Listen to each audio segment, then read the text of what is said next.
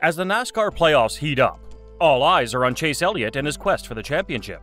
Despite being given a waiver, a surprising twist could result in his ineligibility for the playoffs. Join us as we'll look at how Elliott's standby status has thrown a knot in his postseason preparations, and what he needs to do to stay in the championship.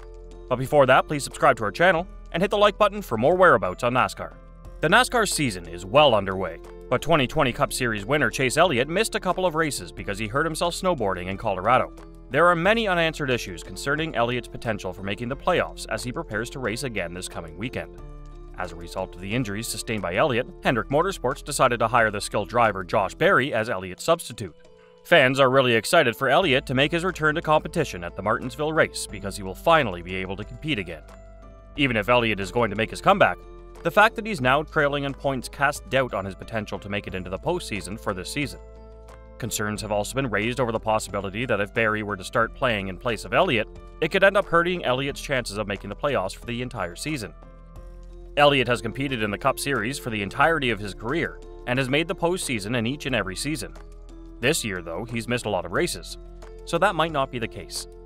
In the midst of the rumors and speculation, well-known writer Bob Pockrass recently revealed that while Elliott is provisionally slated to compete at Martinsville, Berry is still on standby as a backup driver.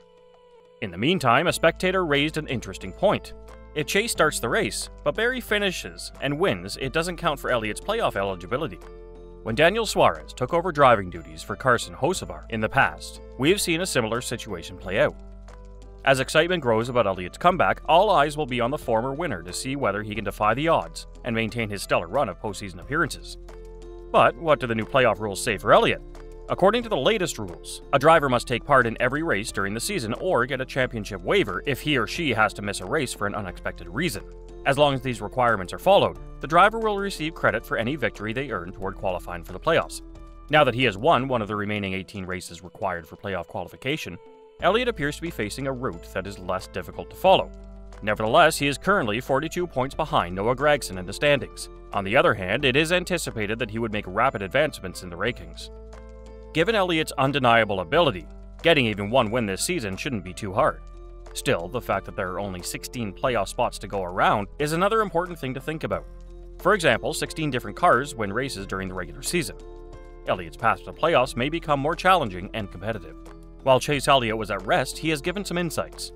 Chase Elliott says he wasn't doing anything wild or crazy when he hurt himself skiing last month and has missed the last 6 NASCAR Cup Series races because of it. That seems to rule out skiing off the edge of a Colorado cliff or jumping out of a chopper into some dangerous powder. Elliott said in a video conference Thursday, 3 days before his planned return to Cup Series play, "I don't have a cool story to tell. It was just that perfect storm, which, to be honest, could happen at any time." Elliott also said that he knew the damage was not good, and that he realized this pretty quickly. X-rays and other tests would later show that Elliott had broken the tibia in his left leg. But before that was known, Elliott was already talking to his team owner, Rick Hendrick, and the crew chief of his number 9 Chevrolet, Alan Gustafson, from the emergency room. The team would have to make backup plans for the race that weekend at Las Vegas Motor Speedway, and possibly for races after that, with Elliott being careful not to overstate the situation, but also being honest about it. Elliott said, "I didn't know at the time, so I just hoped for the best. But whatever it was going to be, it was going to be. At that point, it was done, right? So I mostly just thought about dealing with it and doing what the doctors told me to do to get back to 100% as soon as I could." The 27-year-old driver will be making his 3rd start of the season, and he'll be going for the historic track's grandfather clock hardware with some extra hardware of his own, screws that were put in during surgery to help fix a fracture. Elliott was cleared by doctors earlier this week, and he knew he was ready to go back to work after spending several days in a racing simulator. He said that Martinsville and the 2.66-mile Talladega Superspeedway would not have been his first picks for his comeback, but he was confident in his strength and what his doctors had told him about the strength of his healing bone. But he said, "I would be kidding if I said it wouldn't be hard. It's going to be hard, I mean." Elliott told NASCAR.com, "I had a really good week in the gym, ran a lot of laps, and got to a point where I felt comfortable." He also said that the tight .526-mile track requires heavy braking to get into each turn. "In the end, this is why we made the choice we did. If I didn't think I could do it, I wouldn't put us in that situation or go. But I think you have to get back into the swing of things at some point, and there's no better way to do that than to just go do it." Elliott said that Josh Berry, who drove the number 9 Chevrolet in 5 of the 6 races, would be ready this weekend at Martinsville in case he needed a replacement driver. The longtime short track star did well without Elliott and finished second on April 2nd at Richmond Raceway, which was his best finish ever. Jordan Taylor, who won the IMSA championship, was a substitute at the only road track in that stretch of 6 races. He made his Cup Series debut at Circuit of the Americas. Elliott praised the work of both fill-in drivers, especially Barry's quick turnaround for Las Vegas on short notice, and Taylor's speed on a difficult road course, which was his first time driving a Cup Series car. Elliott said, "I thought both of them did a great job. Josh's background is very natural, and he's done a great job. Everyone on the team has enjoyed working with him. I thought Jordan had a lot of speed when he jumped in there. Now that he has a little more time to think about what happened at COTA, I'd love to see him get another chance to run. But even so, both did a great job, and I'm glad they stepped in to help. I appreciate the work they did and the effort they put in to help us." Elliott has only had 2 races so far in 2023. In the first, he crashed out of the Daytona 500 and finished in 38th place.